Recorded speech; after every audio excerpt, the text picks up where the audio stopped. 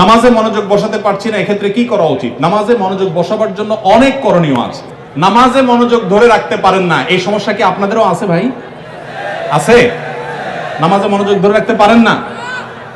আজকে আমি আপনাদেরকে নামাজে মনোযোগ ধরে রাখার জন্য কয়েকটা টিপস, কয়েকটা পরামর্শ দিয়ে যেতে চাই, এবং আমি নিজে এগুলোর উপরে আমল করে আলহামদুলিল্লাহ ফল পেয়েছি, পরীক্ষিত। এরকম আমলগুলোর মধ্যে এক নম্বর হলো, ভালো করে শুনেন, এক নম্বর হলো চোখের হেফাজত করবেন। চোখের, মোবাইলে বা বিভিন্ন ভাবে চোখ দিয়ে হারাম জিনিস দেখেন, মেয়েদের ছবি দেখেন, ফিল্ম দেখেন, নাটক দেখেন, বিভিন্ন হারাম জিনিস দেখেন, এটা আপনি বন্ধ করেন। পরীক্ষামূলক 1 মাসের জন্য আপনি একটু চোখের রোজা করেন, আত্মনিয়ন্ত্রণে করার চেষ্টা করেন।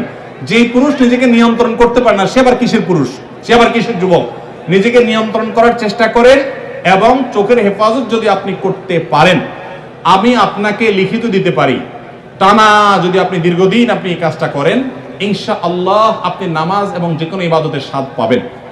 শুরু করবেন অন্তত। দ্বিতীয়ত, হারাম উপার্জন ছাড়তে হবে। কি ছাড়তে হবে? হারাম খাওয়া ছেড়ে দেন, হালাল খাওয়ার গ্রহণ করেন, এটাও ইবাদতে মনোযোগ সৃষ্টি করতে সহযোগিতা করে।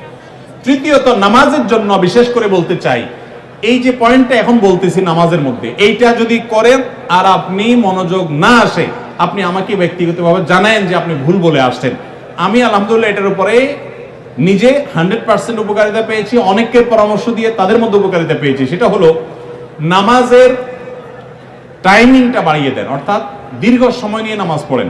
আপনার 4 রাকাত নামাজ পড়তে 5-6 মিনিট সময় লাগে, বা 6-7 মিনিট সময় লাগে, আপনি এটাকে ডাবল করে দেন, এবং সূরা ফাতিহা পড়ে একটু অপেক্ষা করে অন্য সূরা পড়েন, একটু সময় নেন। একইভাবে রুকুতে গিয়ে একটু লম্বা সময় ধরে তাসবিহ, সাধারণত আপনি 3 বার তাসবিহ পড়েন, এবার আপনি 6 বার 7 বার পড়েন, 9 বার পড়েন, আরো বেশি করে পড়েন, একটু সময় বেশি নেন। রুকু থেকে উঠেই আবার সিজদা যান সব সময়, আজকে সেটা করেন না।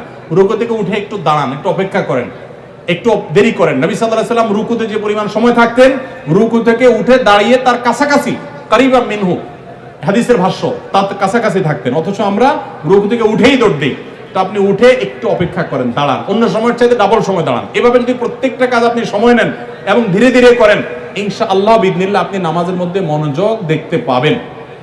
3টা গেল। 4 নম্বর হলো নামাজের মধ্যে যে সূরা কেরাতগুলো পড়েন, এই যে আজকে আমরা 3 কুল সম্পর্কে আপনাদেরকে বললাম, নামাজের দোয়াগুলো, সূরাগুলো, কেরাতগুলো, এগুলোর অর্থটা বোঝার চেষ্টা করবেন, তাহলে নামাজের ভিতরে ওই অর্থের কথা আপনার মাথায় আনতে পারবেন, আপনার মনোযোগ ধরে রাখতে পারবেন।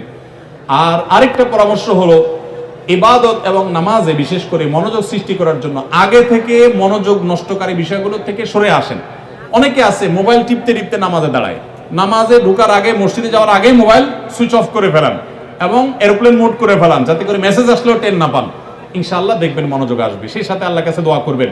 একটা দোয়া শিক্ষা দেই, প্রত্যেক নামাজের পর, 5 ওয়াক্ত নামাজের পর আমার নবী সাল্লাল্লাহু আলাইহি ওয়াসাল্লাম এই দোয়াটা নিয়মিত পড়তেন, আমরাও পড়ার চেষ্টা করব। আল্লাহুম্মা আইন্নি আলা যিকরিকা ওয়া শুকরিকা ওয়া হুসনি ইবাদাতিক, হে আল্লাহ আমাকে আপনি সাহায্য করুন, আপনার জিকির যেন করতে পারি, আপনার শুকরিয়া যেন আদায় করতে পারি, এবং আপনার ইবাদতটা যেন সুন্দর মতো আদায় করতে পারি। এই দোয়াটা 5 ওয়াক্ত নামাজের পরে অর্থ সহকারে বুঝে পড়বেন, ইনশাআল্লাহ আপনার নামাজে আপনি মনোযোগ ধরে রাখতে পারবেন। আল্লাহ আমাদের সবাইকে তৌফিক দান করুন।